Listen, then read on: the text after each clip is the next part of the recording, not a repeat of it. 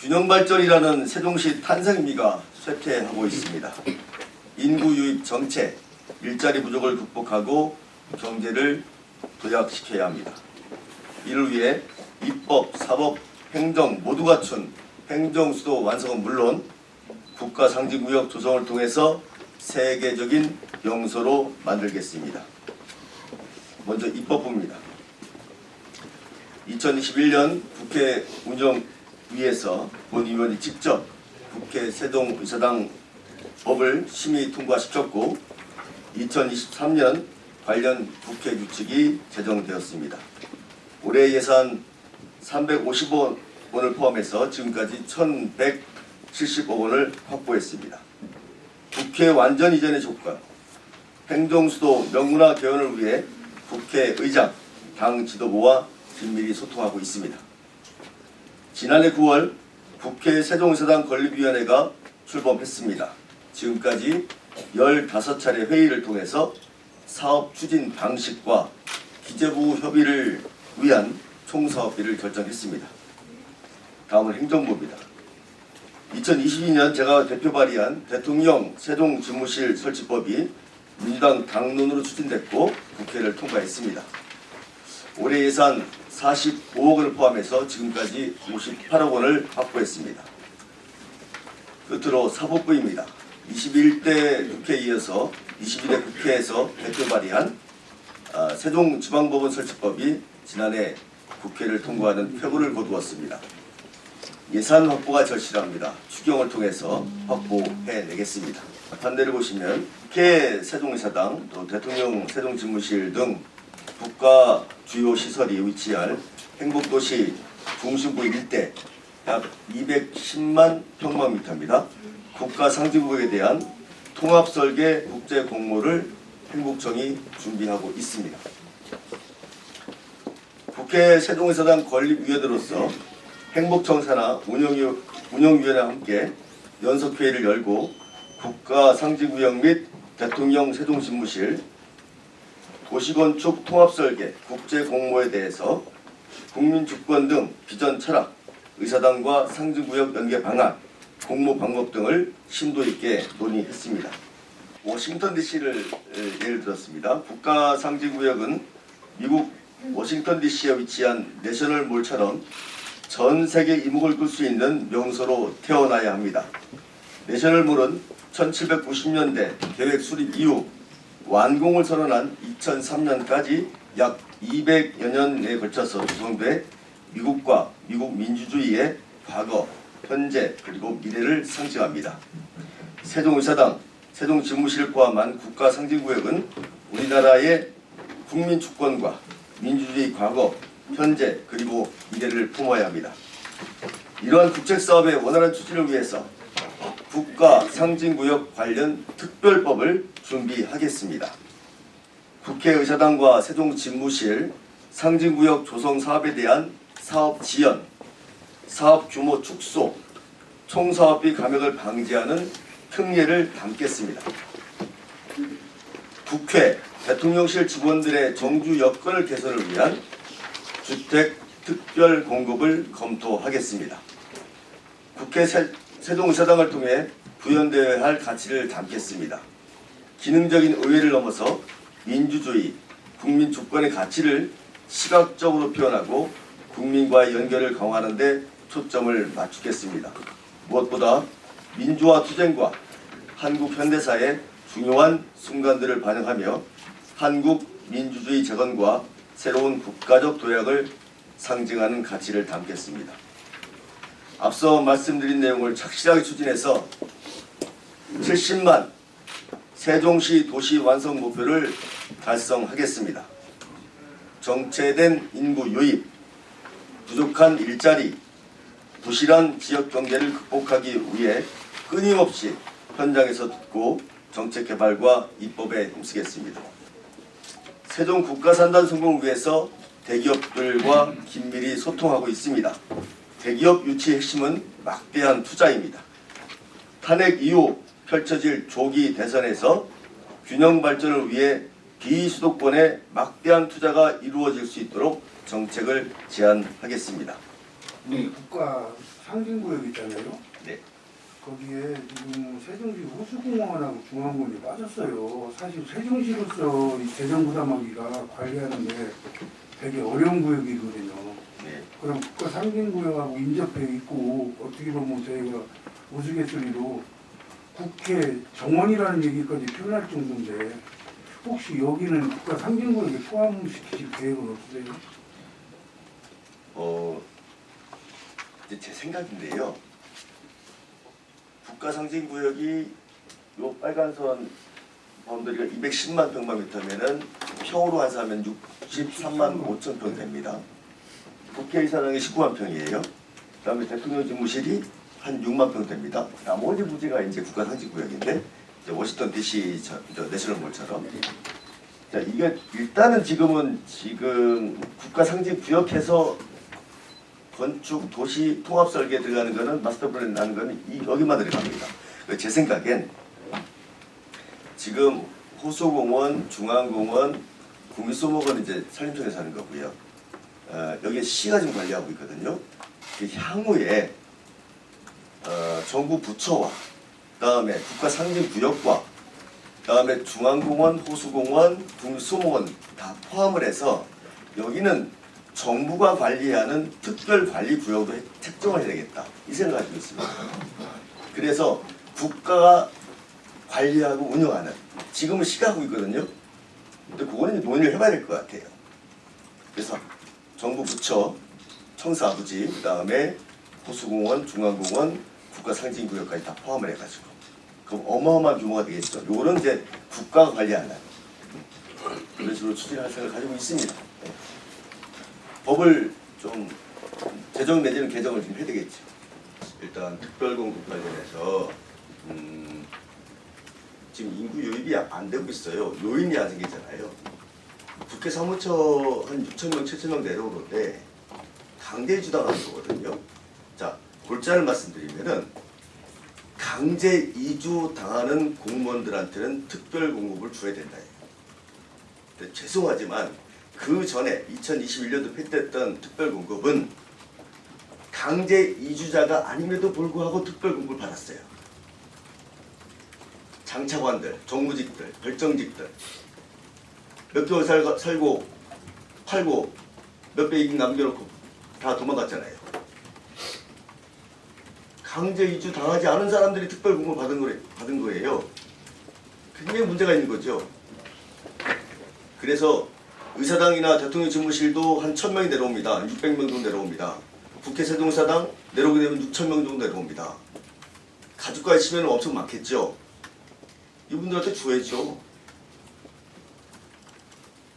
강제 이주 당하는 분들에 한해서 여기서 공직생활 한다고 그래가지고 주는 게 아니고 절대 정무직, 별정직 이런 사람들 선출직 절대 받으면 안 되는 거예요. 그건 정확하게 법에 명시해서 추후라도 나중에 강제 이주 당하지 않은 사람이 특별 공급받는 일은 절대 없도록 법을 정비하겠습니다. 그 다음에 두 번째, 곧 더 부연 설명해 드릴게요. 우리가 지금 70만 목표 하고 있잖아요. 지금 100만도 얘기하고 80만도 얘기하는데 100만 어렵습니다. 세종시는 예정지역은 딱 50만이 짜스트예요. 더 이상 못 들어가요. 이 동지역은. 그리고 읍면지역에 지금 9만인데 11만을 늘려서 20만 만들면 딱 70만 되는 거거든요. 이게 현실성이 있는 거예요. 100만 얘기하고 뭐 80만 얘기하잖아요. 현실성이 없어요. 국회 세종사당, 국가산단, 대통령 집무실 등등 하면은 70만 가능합니다. 빨리 할 수 있어요. 자, 두 번째, 대통령 집무실. 제가 지금 연습회의도 하고 하는데요. 대통령 집무실하고 국가상징구역은 행복청이 관장하고 있습니다. 의사당은 건립위원회 관장하고 있고요. 대통령 집무실은 지금의 청와대 수준만큼 진짜예요. 제 의견은. 저번 주에 회의를 할 때 공식 제안을 했고, 자, 지금은 그동안 용역을 했어요. 행복청에서. 근데 상당히 축소된, 처음에는 7천억이었어요. 사업비가. 근데 갑자기 3천억에서 5천억으로 줄어버렸어요. 그 왠가 했더니 이제 용산에서 이거를 좀 축소한 것 같아요. 그 2차에 물론 마스터 플랜이니까 이번에 이제 건축 도시 통합 설계가 2차에 이번에 이제 대선이 있게 되면 대통령 세종지무실을 최소한 청와대 규모만큼은 짓자. 관저도 짓고 경호처도 짓고 그다음에 보안시설, 안보시설, 벙커도 있어야 되겠죠. 그래서 지금 한 5천억 정도 사업비가 계산되어 있는데 제 생각에는 그렇게 하게 되면 한 7, 8천억 소요가 될 거라고 봅니다. 그러면은 대통령 집무실이 한 7, 8천억 되지요. 그다음에 국회 세종의사당이 한 6조 되지요. 또 국가상징구역 그 사이에 한 40만 정도 채워야 되는 거니까 어마어마한 국가 사업입니다. 그래서 행특회계에 지금 8.5조가 책정되어 있는데 이 법을 바꿔야 됩니다. 지금 행복처건 8.5조만 쓰게 되어 있거든요. 근데 이거는 포함이 안 돼 있어요. 8.5조에. 법을 바꿔야 됩니다. 제가 지금 개정 준비를 하고 있습니다. 그래서 8.5조는 행특회에 담겨 있는데 국회의사당 국가상징구역 예산은 별도로 한다라는 규정이 들어가야 돼요. 그래야 기재부로부터 예산을 수월하게 받을 수가 있습니다. 국회의사당 건립위원회가 지금 한 달에 한 4번 정도 열립니다. 빠짐없이 참석을 했는데요. 굉장히 속도감 있게 진행되고 있습니다. 그동안에 15차례 전체 회의, 그 다음에 소위를 거쳐서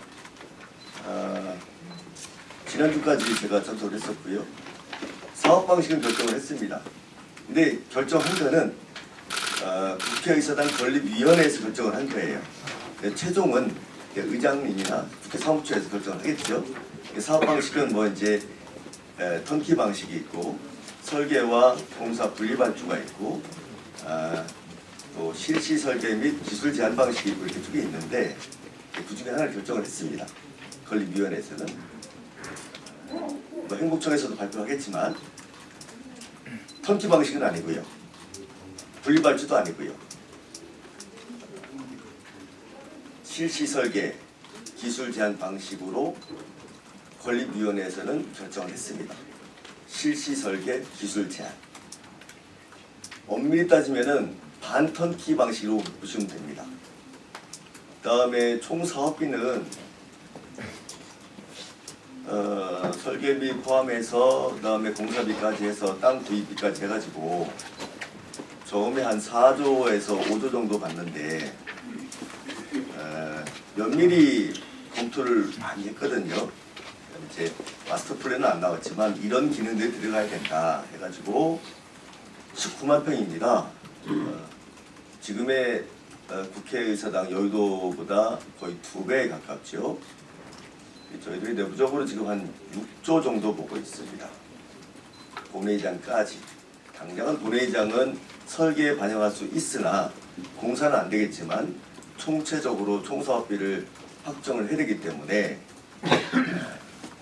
정확히는 말씀 안 드릴게요. 6조 정도 됩니다.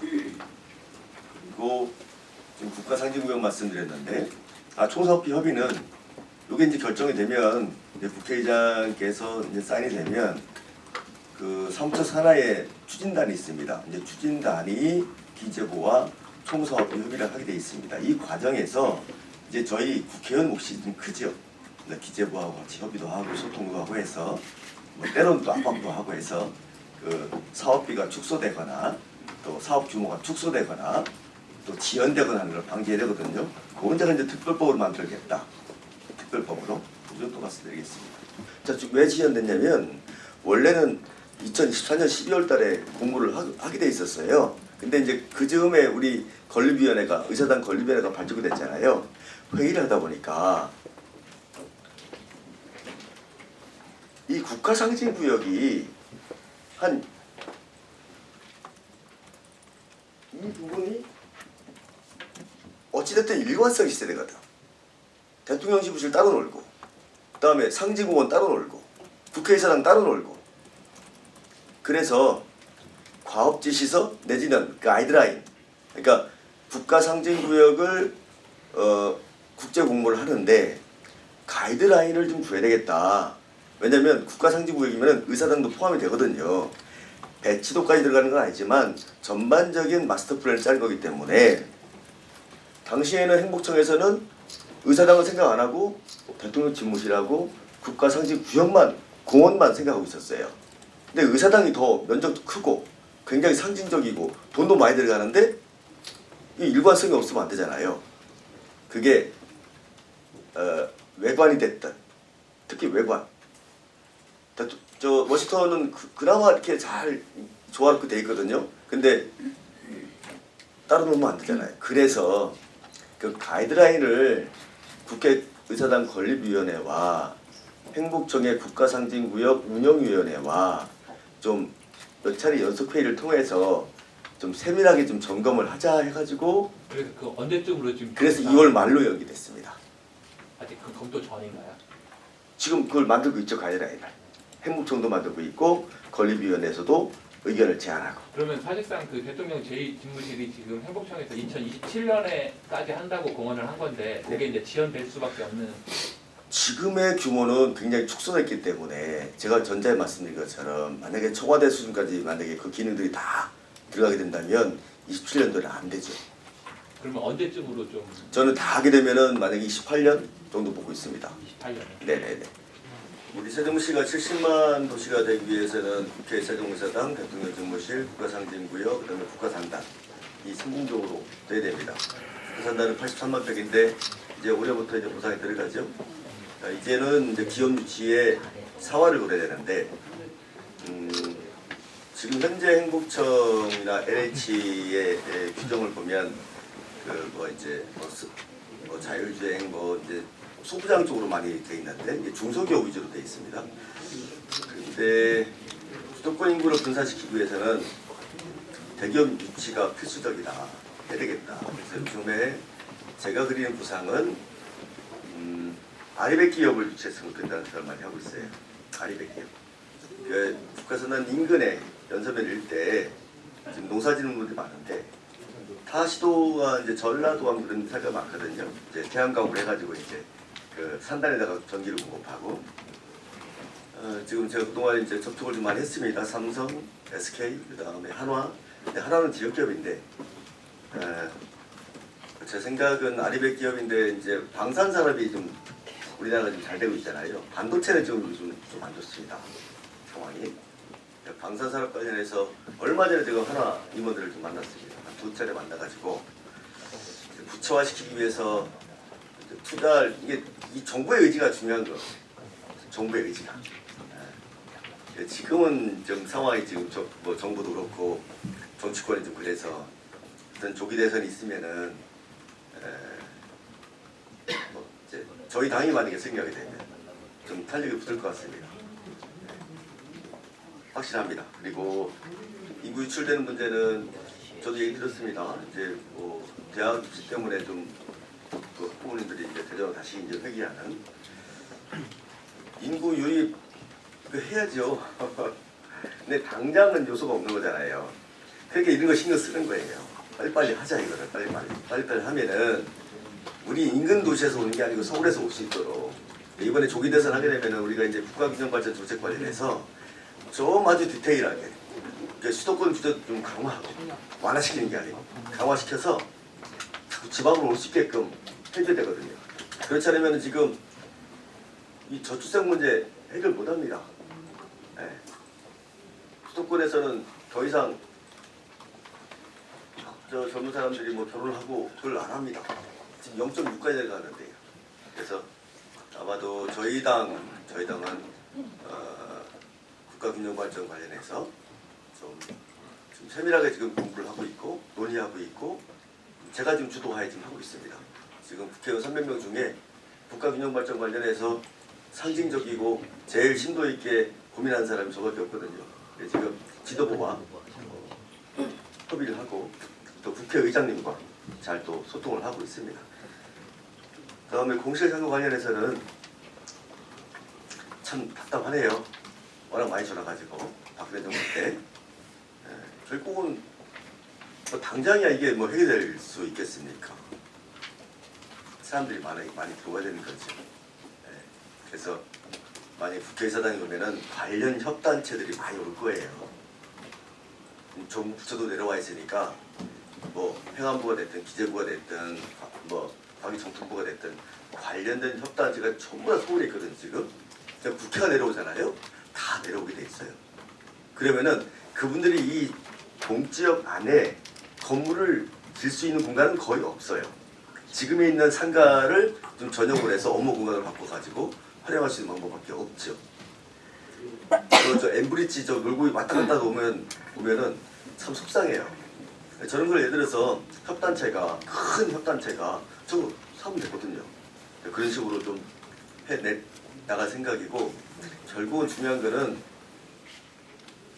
집권 세력의 의지예요. 속도가 분이 아니냐. 국가균형 발전 관련해서 의지가 있냐 없냐는 그 지도자의 몫이라고 봐요. 근데 현 정부는 별 의지가 안 보여요. 네. 그래서 저희 민주당은